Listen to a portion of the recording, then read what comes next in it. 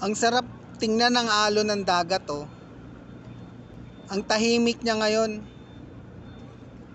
Parang sa tingin mo halos hindi gumagalaw eh.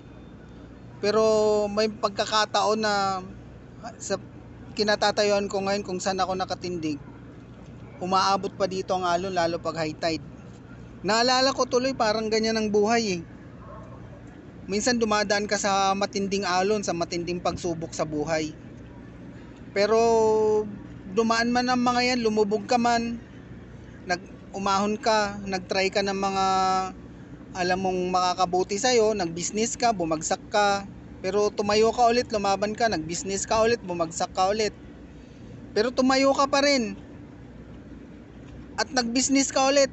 Sa mga maraming pagkakataon na pagsubok, nakatayo ka at nakita mo ang buhay mo dahil sa hindi mo pagtigil, mas maganda. Mas umahon ka, nabawi mo yung mga problemang pinagdaanan mo. Parang dagat na bigla kang kumalma. Pero dahil pala sa mga pagsubok na ikaw ay tumayo, naging magandang buhay mo ngayon. Parang kamukha ng barko, kamukha ng mga barkong nakikita mo. Lahat ng pinupuntahan nito mayroong dulo. Ganon din ang buhay natin.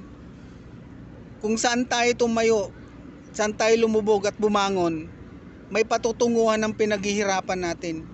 Kaya wag lang tayong tumigil, okay? 'Di ba?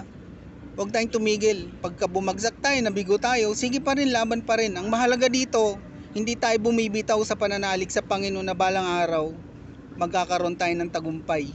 Nang dahil sa ating pagsisikap, mapapalapit tayo sa Diyos at sa bandang huli magkakaroon tayo ng kaligtasan. So salamat sa mga pagkakataon nito. Dito muna tayo. Salamat sa pakikinig sa akin.